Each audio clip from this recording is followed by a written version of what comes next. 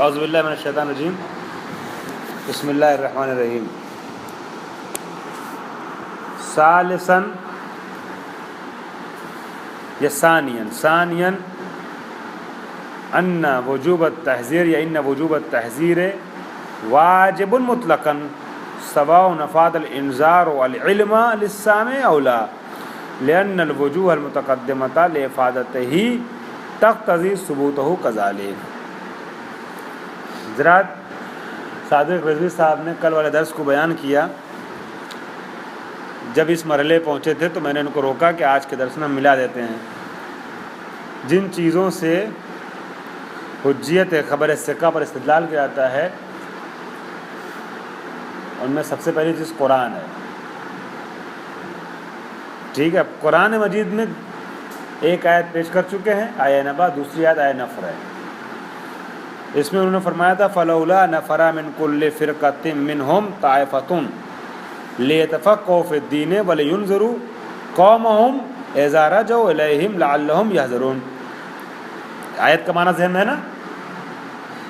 سب کو پھر ہر فرقے میں سے کچھ کو کوچ کرنا ہے تاکہ تفقہ فی الدین کریں اور اپنی قوم کی طرف پلٹیں تو قوم ڈرے، یعنی ان کی بات پر عمل کرے، احکام الہیہ پہ عمل پیرا ہو جائے، اور جب وہ اپنی قوم کی طرف پلٹیں کاش کہ وہ لوگ ان کی قوم والے کیا ہیں، ڈریں بھی۔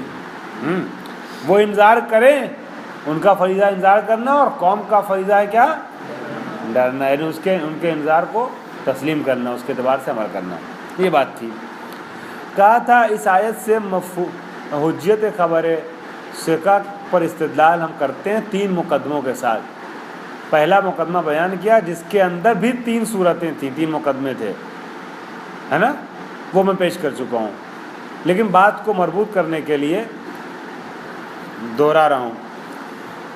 اولاً سب سے پہلی چیز یہ تدل علی وجوب تحذر لوجوہ، یہ آیت جو ہے وجوب تحذر کو دلالت کر رہی ہے کچھ وجوہات کی بنیاد پر۔ پہلی وجہ کیا ہے، انہ وقع مدخولا لعداد ترجی، یہ آیت جو ہے عداد ترجی کا مدخول واقع ہوئی ہے نا، یعنی تحذر جو ہے وہ عدالت آیت میں تحذر جو ہے وہ عداد ترجی کا مدخول واقع ہوا ہے، لعلہم یحذرون۔ ٹھیک ہے، الدالۃ علی المطلوبیت فی مثل مقام۔ اب جب یہ مدخول عداد ترجی واقع ہوا نا تو یہ چیز دلالت کرتی ہے مطلوبیت کے اوپر۔ جب لعل جیسی کوئی چیزیں آ جائیں تو یہ مدخول کی مطلوبیت کو سمجھاتی ہیں، ہے نا، یہ ہونا چاہیے۔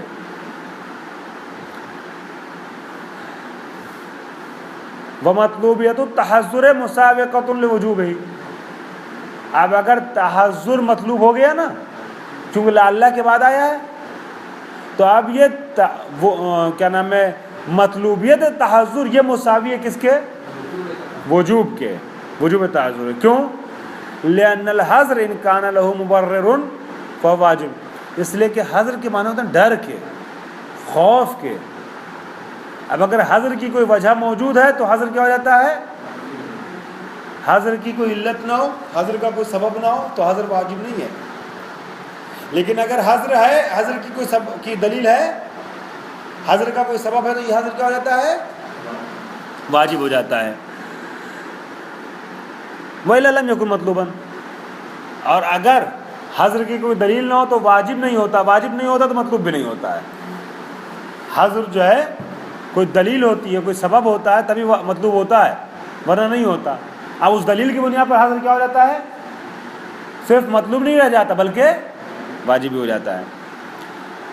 دوسرا مقدمہ یہ تھا کہ ان التحذر وقع غایۃ للنفر الواجب، یہ تحذر ہے نا یہ نفر واجب کے لیے غایت واقع ہوا ہے، غرض نفر واجب ہے نا، حکم امر ہے، مطلب امر کی طریقے سے بمنزل امر ہے نا، نفر کا حکم خدا نے دیا ہے۔ ٹھیک، اب اس پہ بھی ایک توجہ کرنی پڑے گی، لیکن تفقہ فی الدین کے لیے نفر واجب ہے۔ کیوں واجب ہے نفر؟ تفقہ فی الدین کرنا اور تفقہ فی الدین کا نفر کرنا کیوں ضروری ہے؟ تاکہ جب واپس آئیں تو ڈرائیں اور وہ ڈریں، یہ انذار کریں وہ ڈریں، محذور حاضر زدہ ہوں، ہے نا، حاضر مبتلا ہوں۔ تو یہ جو تفقہ فی الدین واجب تھا، اس کے لیے غایت غرض واقع ہو رہی ہے، تعذریت، ٹھیک۔ اور غایت واجب کیا ہوتی ہے؟ واجب ہوتی ہے۔ تیسری چیز یہ تھی کہ بغیر وجوب تحذر کو فرض کیے ہوئے امر جو ہوتا ہے انذار کا یا نفر کا، کیا ہو جائے گا؟ لاغو ہو جائے گا۔ امر کیا گیا کہ جاؤ تفقہ فی الدین کے نفر کرو اور آ کے ڈراؤ۔ اب یہ جو دو حکم ہے، اگر سامنے والا ڈرے نہیں، دیکھیے ہم سے کہا ہمارے مدیر نے کہ آپ کلاس میں پڑھائیے، ٹھیک، پڑھائیے منظم طور پہ، ہیں، دفتر حضور و غیاب رکھیے، یہ کیے وہ کیجیے۔ اب آپ سے کہا گیا آپ کو کیا کرنا ہے؟ پڑھنا ہے، حاضری دینا ہے وقت کلاس میں، یہ سارے وہ امور انجام دینے ہیں۔ یا میں نے کہا آپ سے آپ جائیے اس کام کو انجام دیے، ہوم ورک انجام دیجیے، یہ آپ کی تکلیف کلاسی ہے۔ اگر آپ کلاس میں نہ آئیں تو ہمیں کلاس میں بھیجنے کا فائدہ نہیں۔ آپ تحقیق کلاسی یا تکلیف کلاسی انجام نہ دیں، آپ اگر تکلیف کلاسی لازم نہ ہو، آپ انجام نہ دیں، تو ہمارا آپ سے تکلیف کلاسی کا مطالبہ کیا ہے؟ بے فائدہ ہے۔ یعنی یہ ہو ہم تو کہیں تکلیف کلاسی انجام دیں مگر آپ نہ انجام دیں، ہیں تو پھر کہیں کیوں؟ اللہ زید سے کہے کہ جو انذار کرو بکر کو، اب بکر کو کیا چھوٹا سانپ بنا کے چل عمل کرنا ضروری ہے، تو پھر زید کے انذار کا فائدہ کیا ہوگا؟ سمجھ میں آگے نہیں ہے؟ چلیے اب آگے بڑھتے ہیں۔ یہ انذار کا حکم جو ہے لغو ہو جائے گا۔ اگر آپ کو اختیار رہے تکلیف کلاسی انجام دیں چاہے انجام دیں، تو ہمارا کہنا بیکار ہے، ہمارا کہنا بیکار ہو جائے گا۔ یہ مقدمہ اول تھا جس کے 3 مرحلے تھے، مقدمہ ثانیہ۔ تو پہلا مقدمہ کیا ہے؟ تحذیر واجب ہے، تحذیر مقدمہ اولا، تحذیر واجب ہے۔ اس پہ مقدمہ ثانیہ کا اضافہ کیجئے، وجوب تحذیر مطلق ہے،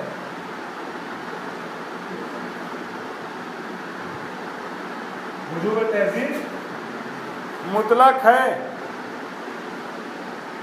فائدہ علم دے یا نہ دے، مطلق ہے کو بریکٹ میں لکھیں گے، یعنی فائدہ علم دے یا نہ دے۔ پھر ایک چیز اور میرے لکھیں گے یہاں پر بعد میں، 2 چیزیں بھی ہوئی۔ دوسرا مقدمہ، پہلا مقدمہ سمجھ میں گیا، انذار کیا ہے؟ واجب ہے۔ دوسرا نظریہ یہ انذار تحذیر واجب ہے۔ دوسرا نظریہ دوسرا مقدمہ کیا ہے؟ تحذیر جو ہے وہ مطلق ہے، وجوب تحذیر جو ہے وہ اطلاقی ہے، مطلق ہے، مخاطب کو سامع کو فائدہ علم دے یا نہ دے، ٹھیک ہے۔ زید سے کہا گیا کہ جا کے ڈراؤ، احکام الہی کو بتاؤ۔ سننے والے جو عمر بکر خالد ہیں گاؤں میں، ان سے کہا گیا کہ ان کی بات مانو، یہ عالم ہیں، یہ فقیہ ہیں، ان کی بات مانو۔ اب ہو سکتا ہے زید جو آگے گاؤں والوں کو بتا رہے، گاؤں والوں کو علم حاصل نہ ہو۔ بہت سے لوگ شکوک و شبہات ایجاد کرتے ہیں نا فتووں میں، فقیہوں کے، علم ہو جائے، یقین ہو جائے جو فقیہ نے کہا وہی صحیح ہے، تو پھر شک نہیں ایجاد کرے گا آدمی، تردید نہیں لے گا۔ لیکن قرآن کے روح سے کہا گیا چاہے تمہارے لیے مفید علم ہو اس کا انذار چاہے نہ ہو، تمہیں کیا کرنا ہے؟ ڈرنا ہے، اس کی بات کو ماننا ہے، عادل ہے، وہ ہے عادل ہے، ماننا ہے۔ ثانیاً ان وجوب التحذیر واجب مطلقاً، یہ میں نے ایک عبارت میں تصرف کیا ہے، ٹھیک ہے.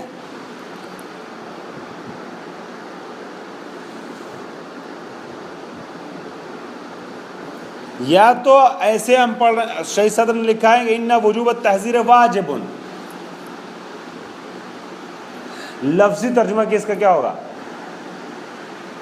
مولانا ذیشان صاحب ترجمہ کیے، ان وجوب التحذیر واجب، جو ہے بھائی وجوب تحذیر واجب ہے، ایسے بولتے ہیں دانش صاحب، وجوب تحذیر واجب ہے، بولتے ہیں ایسے؟ جی ہاں. تو میں کیا عرض کر رہا تھا، ان وجوب التحذیر واجب، یہ عبارت ہے کتاب کی، ہو سکتا ہے اگر شہید صدر نے لکھا ہے تو صحیح ہو. کیا ہے؟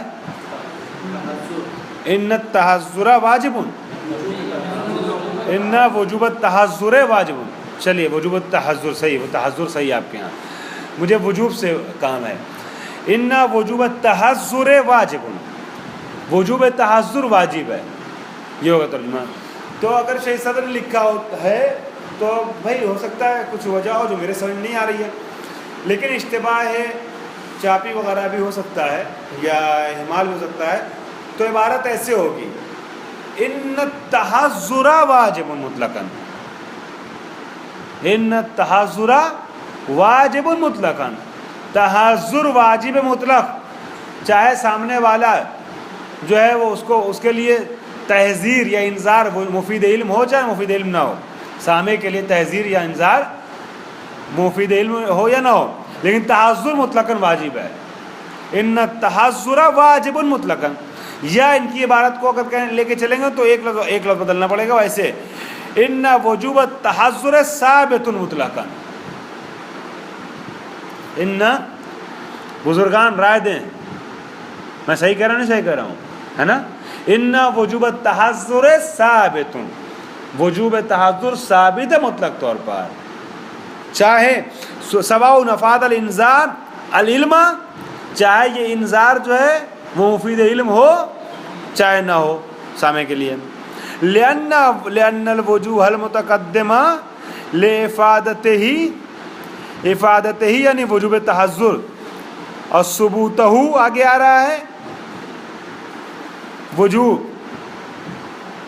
کذالک یعنی مطلقاً، کذالک یعنی مطلقاً کہہ رہے ہیں لأن الوجوہ المتقدمہ، اس لیے کہ جو وجہیں اوپر بیان کی گئی ہیں، یہ وجوہ متقدمہ جو ہے نا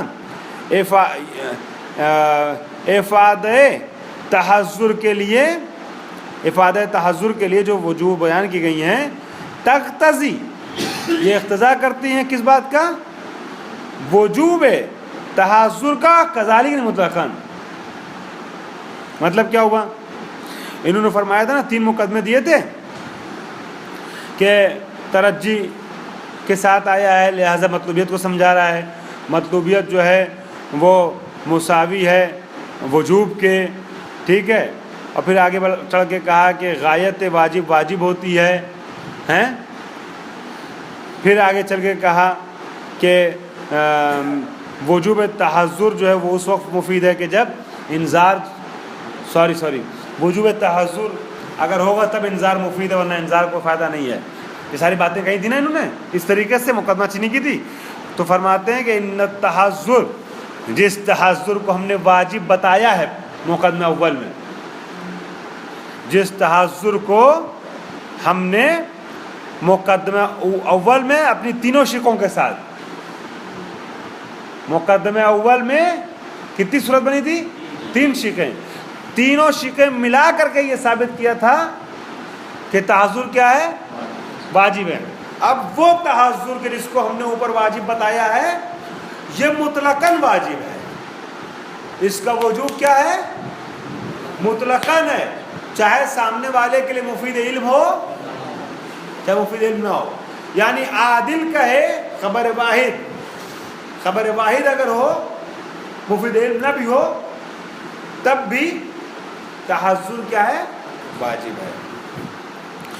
فرماتے ہیں کہ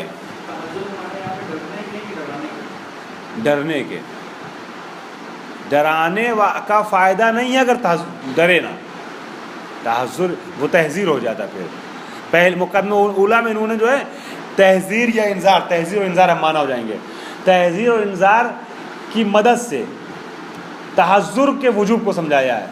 کہا اگر تحذر نہ ہوتا تو تحذیر یا انذار کیا ہو جاتا؟ لغو ہو جاتا۔ اب جو یہ وجوب بتا چکے تحذر کا کہ خود ہمارے لیے، سننے والوں کے لیے ڈرنا واجب ہے، یہ ڈرنا دونوں صورتوں میں واجب ہے، چاہے ہمارے لیے مفید علم ہو زید کا ڈرانا، زید کی تحذیر، یا نہ ہو، تحذر واجب ہے ہم پر۔ ٹھیک ہے؟ ہاں۔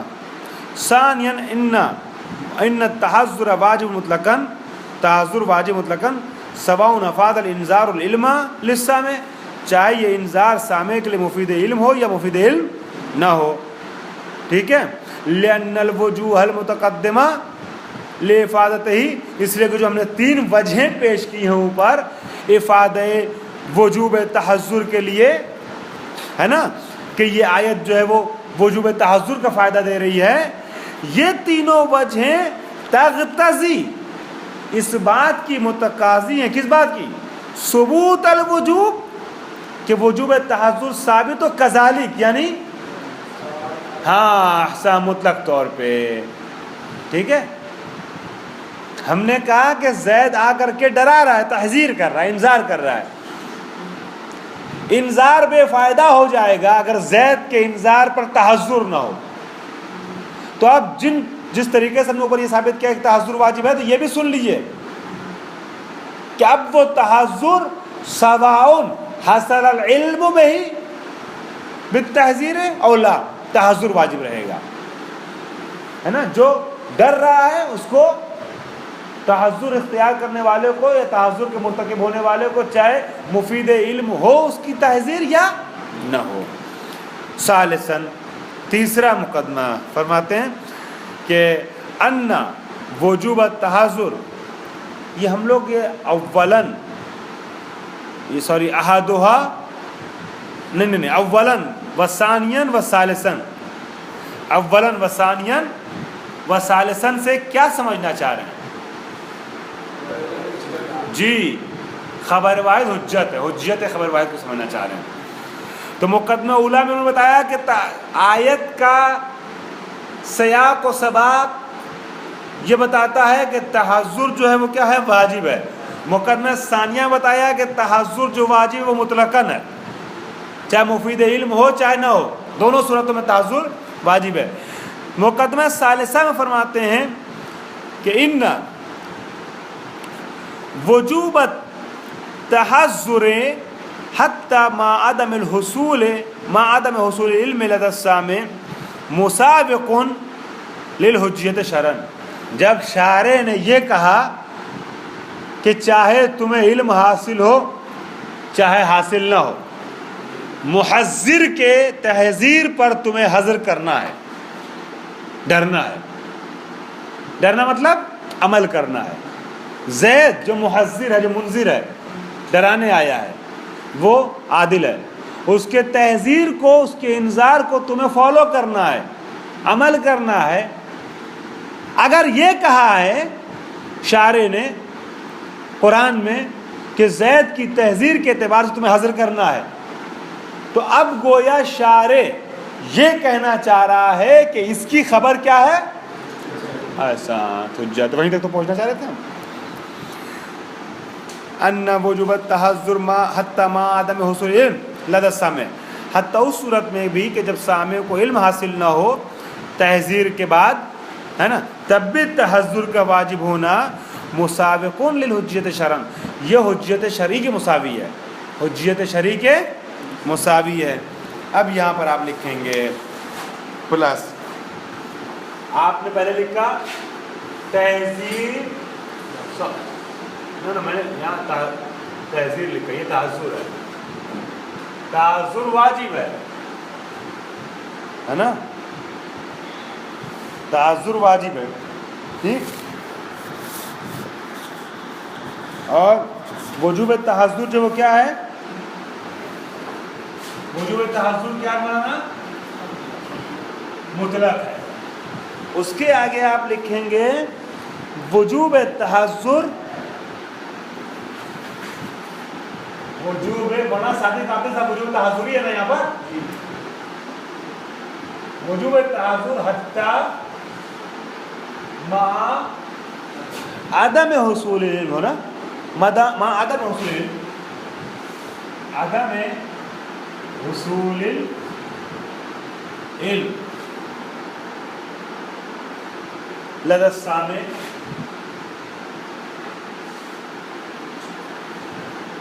مساوی ہے نا، سوری حجت شرعی کے مساوی ہے،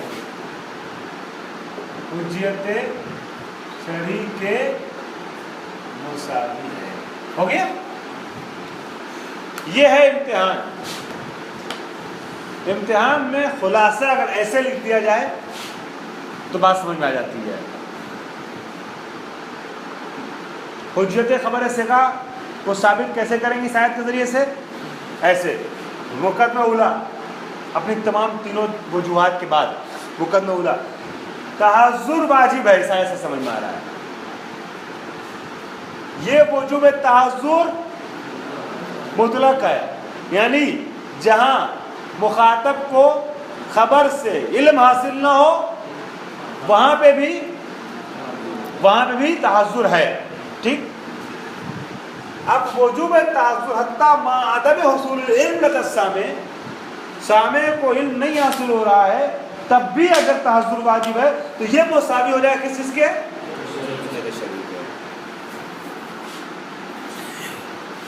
ٹھیک ہے. مسابق للحجت شرعا اذ لو لم يكن اخبار المنذر حجتا شرعا، اگر منذر کی خبریں شرعا حجت نہ ہو لما وجب العمل به الا في حال حصول العلم منه، تو اس پر عمل کرنا واجب نہیں ہوگا مگر یہ کہ جب حصول علم ہو جائے تب. ٹھیک ہے بھائی. آپ جو ہے آپ کو وہمیات شکیات اور مظنونات پر عمل کرنا ضروری ہے؟ حکم ہے؟ نہیں ہے نا. آپ کو کس کے اعتبار سے عمل کرنا ہے؟ علم کے اعتبار سے. خبر واحد سے کا علم آور نہیں ہے. اب اگر اس کو حجت نہ مانیں گے شرعی طور پر، عقلی طور پر تو حجت ہے نہیں. اگر حجیت شرعی کے قائل اس کے لیے نہیں ہوں گے کہ شارع نے اگر کو حجت بنایا ہے تو اس کے اعتبار سے عمل کرنا واجب نہیں رہ جائے گا. حالانکہ آیت نفر کہہ رہی ہے کہ منذر کے انذار پر عمل کرنا واجب ہے. اس طریقے سے حجیت خبر ثقہ ثابت ہو رہی ہے. ٹھیک ہے. ان تینوں مقدموں کے بعد اس کا مناقشہ مجھے پیش کرنا تھا، بہت کم آج بات ہو پایا، لیکن اب نہیں پیش کروں گا انشاءاللہ اس کو کل. الحمدللہ رب العالمین. مولانا دے دیے.